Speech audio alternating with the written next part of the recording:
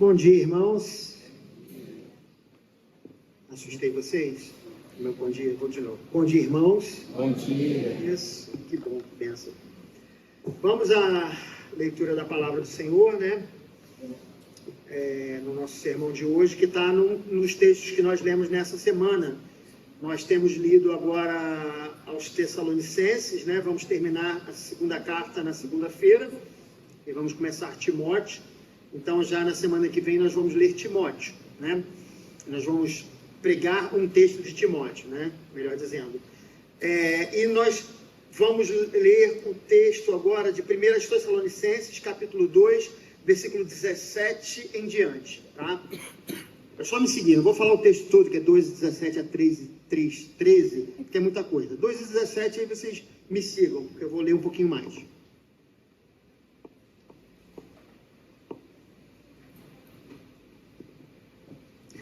Se os irmãos encontraram, eu peço que os irmãos fiquem de pé para que façamos a leitura da palavra do Senhor.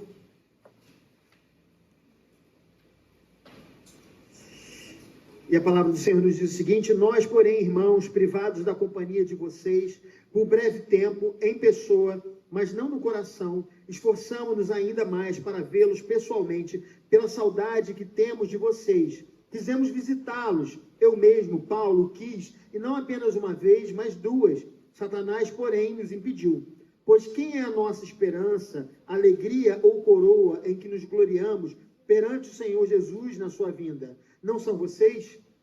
De fato, vocês são a nossa glória e a nossa alegria. Por isso, quando não podemos mais suportar, achamos por bem permanecer sozinhos em Atenas. E assim, enviamos Timóteo, nosso irmão e cooperador de Deus, no Evangelho de Cristo, para fortalecê-los e dar-lhes ânimo na fé, para que ninguém seja abalado por essas tribulações. Vocês sabem muito bem que fomos designados para isso. Quando estávamos com vocês, já lhe dizíamos que seríamos perseguidos, o que realmente aconteceu, como vocês sabem. Por essa razão, não suportando mais, enviei Timóteo para saber a respeito da fé que vocês têm, a fim de que o tentador não o seduzisse, tornando inútil o nosso esforço. Agora, porém, Timóteo acaba de chegar da parte de vocês, dando-nos boa notícia a respeito da fé e do amor que vocês têm. Ele nos falou que vocês sempre guardam boas recordações de nós, desejando ver-nos assim como nós queremos vê-los. Por isso, irmãos, em toda a nossa necessidade e tribulação, ficamos animados quando soubemos da sua fé, pois agora vivemos, visto que vocês estão firmes no Senhor. Como podemos ser suficientemente gratos a Deus por vocês, por toda a alegria que temos diante dele por causa de vocês? Noite e dia insistimos em orar para que possamos vê-los pessoalmente e suprir o que falta à sua fé. Que o próprio Deus, nosso Pai e nosso Senhor Jesus preparem o nosso caminho até vocês. Que o Senhor faça crescer e transbordar o amor que vocês têm uns com os outros e para com todos, a exemplo do nosso amor por vocês. Que Ele fortaleça o coração de vocês para serem irrepreensíveis em santidade diante de nosso Deus e Pai, na vinda de nosso Senhor Jesus, com todos os seus santos. Amém. Vamos orar. Pai, nós pedimos que o Senhor possa falar ao nosso coração nesse momento, que Teu Espírito Santo ilumine o nosso entendimento, para que nós possamos saber a Sua boa, perfeita e agradável vontade para as nossas vidas. Conduza-nos, é o que nós pedimos, no nome de Jesus. Amém e amém. Os irmãos podem se sentar.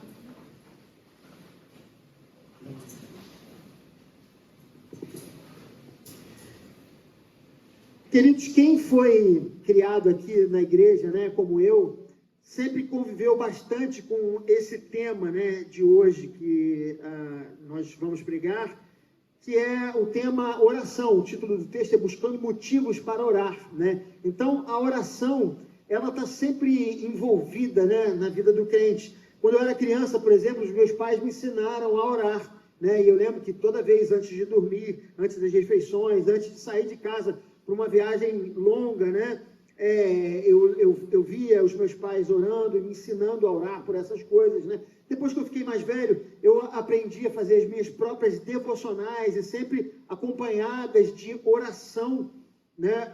Quando eu constituí família, nós passamos a fazer a nossa oração familiar, né?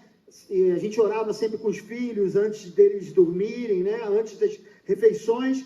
E os cultos familiares, que também eram seguidos de oração. Muitas vezes nós oramos por tantas coisas, né? Vocês se lembram bem, né, crianças? E Deus nos respondeu tantas e tantas vezes as nossas orações, né?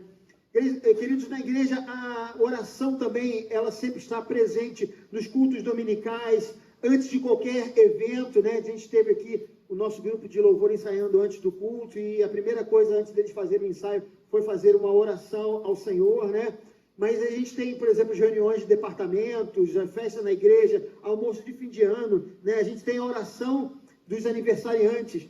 E uma coisa que eu sempre brinco, né? Que depois que eu fui ordenado, a coisa que eu mais passei a fazer foi oração. Todo mundo me chamando para fazer todo tipo de oração, desde bênção matrimonial, a bodas de casamento, né, aniversário, até oração pelo cachorro do vizinho que estava doente, o pessoal pede, né, para o pastor orar, né? A oração, na verdade, ela é uma marca da nossa crença. Os crentes em Jesus oram constantemente. E isso, queridos, é muito bom. No entanto, nós precisamos tomar cuidado. A oração, ela não pode ser algo mecânico ou simplesmente protocolar. O nosso desafio é fugir das vãs repetições, né? Como o Senhor nos fala ali no Sermão do Monte. A oração não é um mantra a ser repetido, não é uma mágica. A oração são palavras inteligíveis dirigidas a um ser pessoal. A oração é um bate-papo, a oração ela é uma conversa. Quando nós oramos, nós conversamos com Deus. É isso que a Bíblia nos ensina. A Bíblia, queridos, está repleta de exemplos de pessoas que oraram. Por exemplo, Daniel, ele orava 3 vezes ao dia, né? Neemias, ele orou quando soube que os muros de Jerusalém estavam destruídos, né? No livro de Salmos, a gente vê as orações que eram feitas, tanto em forma de poesia, quanto em forma de música, né? Jesus, queridos, mesmo sendo o Filho de Deus, né? Ele orava constantemente. Ele uma vez orou pelos discípulos, ele orou quando ele estava para ressuscitar Lázaro. Antes de ressuscitá-lo, ele fez uma oração e ele orou por si mesmo também antes da crucificação. O livro de Atos, ele nos mostra os apóstolos orando frente às perseguições. A epístola de Tiago, ela ensina a importância da oração para a igreja. E vemos Paulo em suas cartas orando e ensinando os seus filhos na fé a orarem sem cessar. Paulo era alguém que tinha conhecimento de suas limitações e, apesar de todo o seu preparo, seus estudos e sua capacidade intelectual, ele sabia que nada disso era suficiente para o sucesso da sua missão. E por isso ele orava, porque ele sabia que tudo dependia de Deus, conforme ele diz no versículo 5, no capítulo 5, no versículo 17 dessa primeira carta: orai sem cessar. Paulo, queridos, ele sabe da importância da oração, mas a oração para ele não era um ato mecânico ou protocolar. O apóstolo de Jesus, queridos, ele nos ensina que a oração não deve ser uma obrigação, mas sim ela deve ser uma extensão das nossas vidas. Muitas vezes nós dizemos que não sabemos orar ou não conseguimos orar. E isso acontece porque não nos sentimos motivados à oração. A motivação não deve ser simplesmente a obrigação, não é aquele eu tenho que orar. Sim, queridos, nós somos chamados a orar, mas isso por si só não irá nos motivar. A oração, ela precisa surgir a partir da conscientização de nossas necessidades, dos nossos valores e de nossas legítimas preocupações. E nessa carta, dos 5 capítulos, em 4, Paulo menciona a palavra oração. Nota-se, queridos, que nessa epístola, que a oração era a sustentação do seu ministério. E é por isso que eu escolhi esse tema para pregar nessa manhã. Muitas vezes nós não entendemos por que não conseguimos orar continuamente. Às vezes é tão difícil, né? Às vezes a gente separa um tempo, a gente faz um propósito ali no primeiro dia do ano, que a gente vai orar mais, mas muitas vezes nós não conseguimos, né, cumprir a oração. A oração, queridos, ela deve brotar de dentro das nossas almas. Paulo, ele entendia isso, por isso ele orava sem cessar. E nesse texto ele nos ensina 3 coisas pertinentes a respeito da oração. E a primeira coisa que ele nos ensina é que o desejo de orar surge quando nós entendemos a gratidão. Olha o que ele diz no versículo 9. Como podemos ser suficientemente gratos a Deus por vocês, por toda a alegria que temos diante dele, por causa de vocês?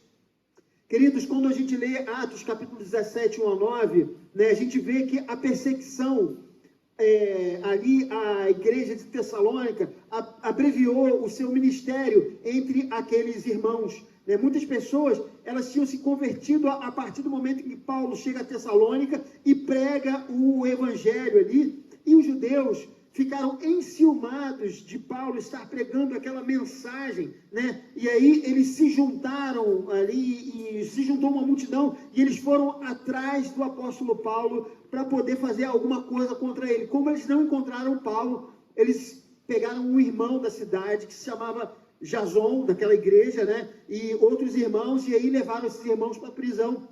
Paulo, queridos, então ele não conseguiu continuar naquela cidade, e aí ele teve que sair para Bereia e para Atenas, porque ali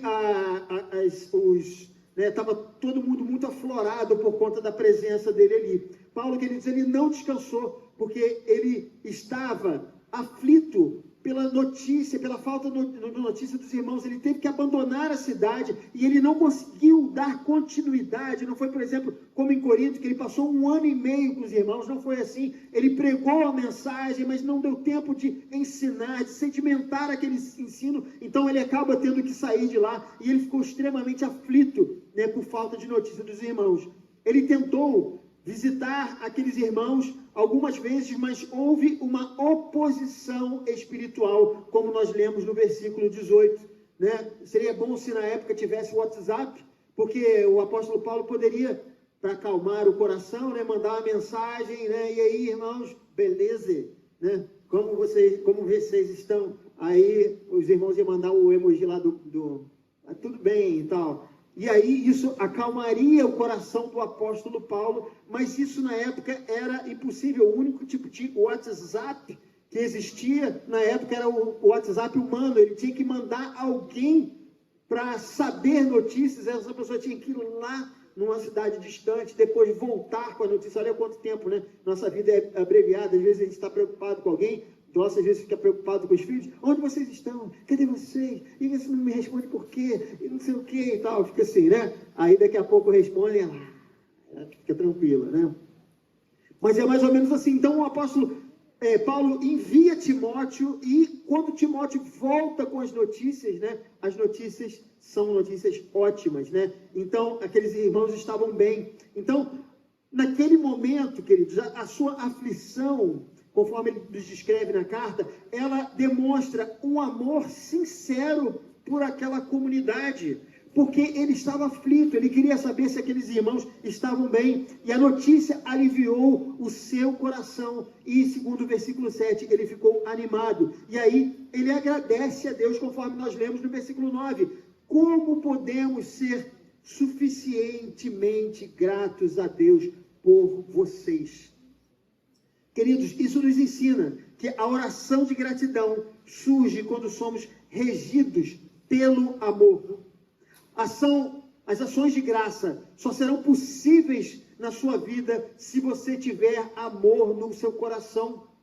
Se você não ama, por exemplo, o seu vizinho, não se interessa por ele, não se interessa se Jesus está na vida dele, nunca vai render graças a Deus pelas coisas boas que acontecem com ele. Se você não ama o seu cônjuge, digo amor de verdade, aquele amor sacrificial que a Bíblia nos ensina, se você não ama, você nunca vai ser grato pelas vitórias do seu cônjuge ou pelas virtudes que ele tem. Se você não ama os seus parentes, nunca será grato pelas bênçãos de Deus em suas vidas. Se você não ama seus irmãos em Cristo, nunca será grato por uma cura que algum irmão tenha recebido. Se você não ama a Deus, nunca será grato pelas bênçãos que Deus derrama sobre a sua vida todos os dias. Essa que é a grande verdade. Nem as grandes e nem as pequenas bênçãos, queridos. Uma pessoa que não ama a Deus, que não ama o seu próximo, jamais conseguirá sentir gratidão em seu coração. Será indiferente à conquista do irmão, às suas vitórias. Verá as bênçãos de Deus como mera obrigação divina em sua vida. Resumindo, queridos, o amor é uma das fontes motivacionais da oração. Quem não ama terá dificuldade de orar. Segundo lugar, o desejo de orar, ele surge quando entendemos que estamos numa constante batalha espiritual. Olha que diz o versículo 18, depois o 5 e o 11. O 18 diz: quisemos visitá-los, eu mesmo, Paulo, quis, e não apenas uma vez, mas duas. Satanás, porém, nos impediu. Olha o versículo 5. Por essa razão, não suportando mais, enviei Timóteo para saber a respeito da fé que vocês têm, a fim de que o tentador não os seduzisse, tornando inútil o nosso esforço. Depois no 11, que o próprio Deus, nosso Pai e Senhor Jesus, prepare o nosso caminho até vocês. Isso porque ele sabia que poderia haver impedimento para ele chegar até aqueles irmãos. Paulo havia tentado voltar a Tessalônica e ele precisava continuar sua instrução aos irmãos. E em muitas igrejas, irmãos, seu trabalho, ele foi destruído por falsas doutrinas, falsos mestres, por perseguições. E aqui ele encontrava também impedimento. Aquele homem estava com Deus, mas mesmo assim ele enfrentava adversidades. Então ele orou para que Deus o ajudasse a enfrentar as lutas que tinha pela frente. Paulo compreendia bem os desafios do mundo espiritual. Em Efésios, ele escreve no capítulo 6, versículo 12, pois a nossa luta não é contra pessoas, carne ou sangue, mas contra os poderes e autoridades, contra os dominadores deste mundo de trevas, contra as forças espirituais do mal nas regiões celestiais. Isso nos ensina, queridos, que muitas vezes nós não sentimos vontade de orar, porque não entendemos a constante batalha espiritual que todos nós estamos inseridos. Na primeira epístola de João, capítulo 5, 19, diz: sabemos que somos de Deus e que o mundo todo está sob o poder do maligno.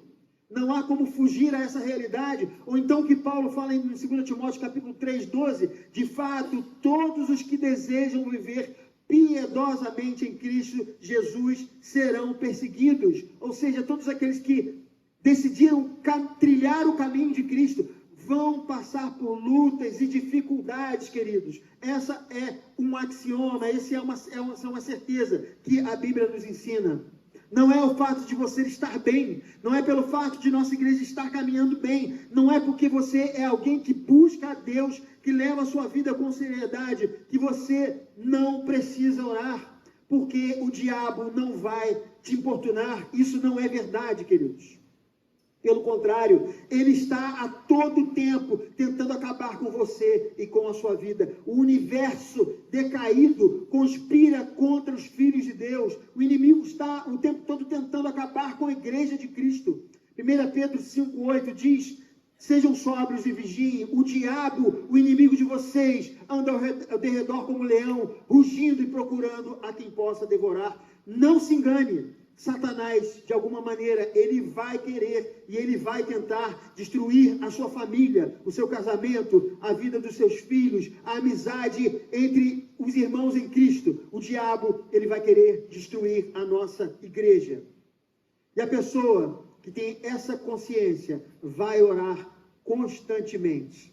Resumindo, queridos, a conscientização de que estamos numa batalha espiritual é uma fonte de oração. Em terceiro e último lugar, o desejo de orar, ele surge da compreensão de que devemos viver em paz e comunhão com as pessoas. O versículo 12 nos diz que o Senhor faça crescer e transbordar o amor que vocês têm uns para com os outros e para com todos, a exemplo do nosso amor por vocês. Queridos, quando nós falamos da queda lá em Gênesis, né, nós não falamos somente da quebra do homem, do seu relacionamento com Deus. No Éden, nós também nos distanciamos uns dos outros. Todo o problema de relacionamento existente hoje, entre pais e filhos, entre maridos e esposas, entre parentes próximos e distantes, entre colegas de escola, trabalho, entre amigos, isso é decorrente da queda do homem. A vida, desde então, queridos, tornou-se um festival de mal-entendidos. Um dos sinais de uma igreja saudável é uma igreja que consegue viver em comunhão, uma igreja onde as pessoas se cumprimentam calorosamente, procuram umas às outras, que têm um interesse sincero uns pelos outros, se esforçam para viver em paz com todos. Um dos efeitos da conversão, queridos, é quando o Espírito Santo transforma os nossos relacionamentos. O verdadeiro convertido não consegue ofender ninguém e, quando é ofendido, procura a reconciliação. Essa é marca dos verdadeiros discípulos de Jesus. Jesus diz o seguinte, João 13:35, com isso todos saberão que vocês são meus discípulos, se vocês se amarem uns aos outros. Os verdadeiros discípulos de Jesus querem viver em paz e comunhão com todos. E aí, queridos, eu conto uma experiência pessoal. Eu, quando era de uma outra igreja, eu tive uma experiência onde uma determinada pessoa cortou o relacionamento comigo por conta de um mal-entendido que aconteceu entre a gente. E a pessoa simplesmente não me procurou para poder falar, conversar comigo, né? Ela simplesmente começou a me difamar entre os irmãos e foi uma coisa bem estranha. E de repente eu me dei conta de que estava havendo alguma coisa, né? E aí eu fiquei preocupado com aquilo e eu orei muito por aquela situação antes de chegar até aquela irmã, mas eu orei porque não estava certo aquilo estava causando um problema na igreja, né? Então eu orei e mesmo com a minha consciência limpa de que eu não tinha cometido nada que fosse uma ofensa à pessoa, foi de fato uma situação, um mal-entendido, e eu orei porque eu queria esclarecer isso para aquela pessoa. E aí Deus me deu a oportunidade, eu chamei aquela irmã para conversar com ela, né? Só que, queridos, eu não cheguei ao ponto de esclarecer aquele mal-entendido, porque a irmã estava fechada, ela estava completamente fechada para tudo que eu ia falar, e eu vi que não havia da parte dela essa oportunidade do conserto. Então, queridos, o que aconteceu foi que, mesmo eu sabendo que eu não estava errado com ela, eu, em vez de me fechar também, de tomar uma decisão onde ali, já que ela não quer me ouvir, eu sei, então eu vou afirmar que eu estou certo e ela não está, e vou, né, pisar aqui duro, né, e não vou abrir mão da minha posição. Eu disse para ela que se ela achava que eu tinha errado com ela, então eu pedia perdão. Naquele momento eu fiz isso, né? E naquele momento, queridos, me lembrava daquele texto de Coríntios que o apóstolo Paulo falava para os irmãos, né? Por que vocês não estão dispostos a levar o prejuízo, né? Naquele momento eu me senti no prejuízo, mas eu vi que Deus queria que eu fizesse aquilo, que aquilo fosse feito. Queridos, um tempo depois, aquela mesma irmã, ela passou por uma dificuldade no casamento. E a pessoa que ela veio procurar, pedir ajuda, foi exatamente a mim. E naquele momento, eu dei graças a Deus por eu ter feito a parte que Ele tinha pedido para eu fazer, que era tentar me reconciliar com a irmã. E quando estiverdes em vós, tende paz com todos os homens. E quando ela veio até mim, naquele momento ela já não estava com aquele espírito arrogante, e ela já veio quebrantada de uma situação que ela estava vivendo. E, de uma certa forma, ali eu pude me reconciliar com a irmã, e a maneira como ela me via foi completamente transformada. Queridos, eu fui a pessoa que pude ajudá-la naquele momento. E resumindo esse ponto, a necessidade de reconciliação, ela nos leva à oração. Quando nós temos a certeza que o Senhor nos chamou à reconciliação, e nós vemos que há algo a ser feito, e a gente não sabe como deve ser feito, o Espírito Santo de Deus vai nos ajudar, se nós nos propusermos a orar sinceramente para que Deus atue naquele problema. Eu gostaria, queridos, de terminar esse sermão dizendo que gratidão, comunhão com Deus e comunhão com o irmão, todas essas coisas devem ser a nossa motivação para uma vida de oração. A nossa oração não é feita a um Deus de pedra, não é uma força impessoal. A nossa oração é feita para um Deus que nos vê, que nos ouve e que nos ama. E Ele deseja, irmãos, que Ele deseja o seu bem, Ele deseja que você esteja perto dEle. Afinal, seu filho, ele foi morto na cruz para abrir um canal de diálogo entre você e Ele. Não desperdice o seu tempo com preocupações desnecessárias. Ore ao Senhor todo dia, todo instante, ore sem cessar. Essa é a vontade de Deus para as nossas vidas. E eu termino esse sermão, queridos, repetindo o texto do apóstolo Paulo, como ele diz lá em Filipenses capítulo 4, 6 a 7. Não andem ansiosos por coisa alguma, mas em tudo pela oração e súplica, com ação de graças, apresentem seus pedidos a Deus, e a paz de Deus, que excede a todo entendimento, guardará os seus corações e as suas mentes em Cristo Jesus. Que o Senhor abençoe essa palavra e que essa semente possa germinar no seu coração e na sua vida.